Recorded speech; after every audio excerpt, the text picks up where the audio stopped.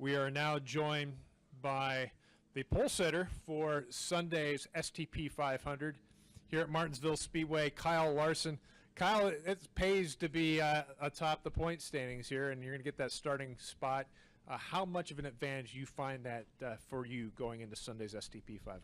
Yeah, I think it'll be a good advantage. You're there to start on the pole. Hopefully, you'll get the jump and kind of take care of my stuff early. That number one pit stall will be big here. It seems like the number one pit stall here is as good as it gets for any racetrack we go to. So excited about that. And yeah, our race car though was a little bit too tight, I thought, in practice. So we'll work on that some for tomorrow and hopefully be good. Okay, we'll go to Lee and then to Jacob.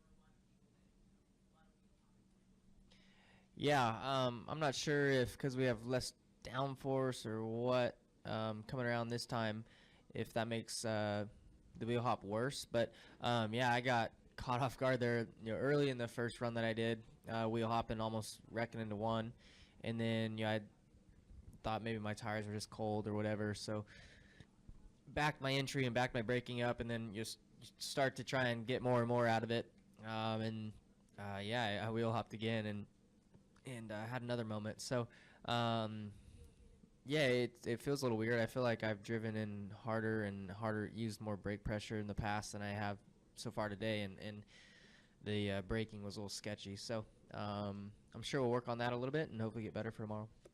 Go to your left to Jacob. Jacob Zuma, Performance Motorsports Network. Matt said it pays to be leading the points, and a lot of that comes from the fact that you're the only driver to have scored stage points in every race and every stage that we've had this season, and now you start on the pole. Denny Hamlin was in here earlier and said that track position in these stages at Martinsville is so critical to keep racking up those points. How easy or difficult is it going to be using the track position you've already got to stay up front for most of the day? Well, it definitely helps to start up front. Yeah, I think this will be my most difficult track probably to, earn stage points, each of the stages, just because it's not a track that suits me that well. So this is the toughest track for me. So cool to be the only guy that's made points every stage. I think the stage points are a big deal to gain points and help point your way to the playoffs if need be. So yeah, it's been nice to run so strong early in the year, especially all throughout the race, because like I said, those stage points have turned out to be really big and important. We'll come up front to Hank and then to Barry. Hank Kurz with AP. Kyle, you've referenced your kind of struggles here several times, but what did you do when you finished third here that was different, or was that just dumb luck?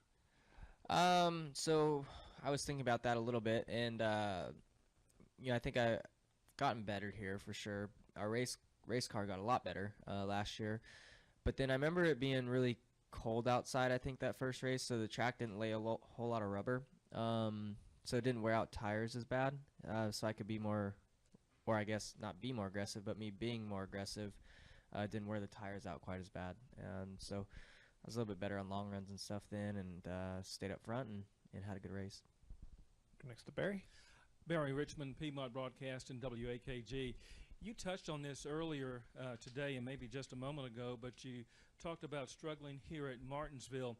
Mile and a half and the like, you tend to make use of the entire track. Is it just a configuration of this track and not necessarily having as many lines to contend with that maybe doesn't suit your style as much as you would prefer as it is on the mile and a half? Yeah, Martinsville here is really small, and then it's extremely flat. No progressive banking or whatever. So that makes it why it's one lane around here, and kind of frustrating for a guy like me who likes to move around, but also exciting for race fans because it is so small, and you have to use the bumper to get by people sometimes. So I actually liked so last year for the second race, they tried that VHT or whatever, a couple weeks before the event, and had like a test or a late model test or something, and they didn't really like it, so they thought they'd taken it all off, but there was still a little bit up there, and I thought the second race last year was really good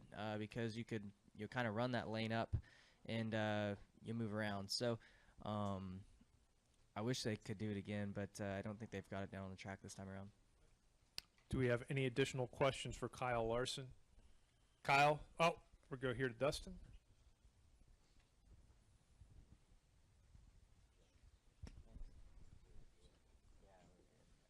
Dustin Long, NBC Sports. Just in talking about that, with the new right side tire, how much, if it's supposed to rubber up a little bit more, how much might that help in helping move up, or are you going to need it to be a really hot day for really to kind of take to the surface?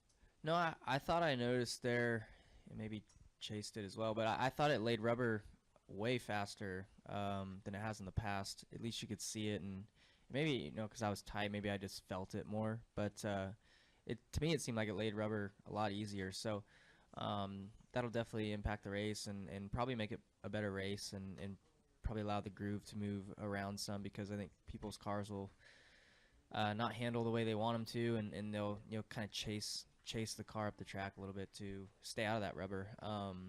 So yeah, I don't know, maybe get that same kind of racing effect as what we did with the VHT. Okay, well, Kyle, we'll let you go. Good luck on Sunday.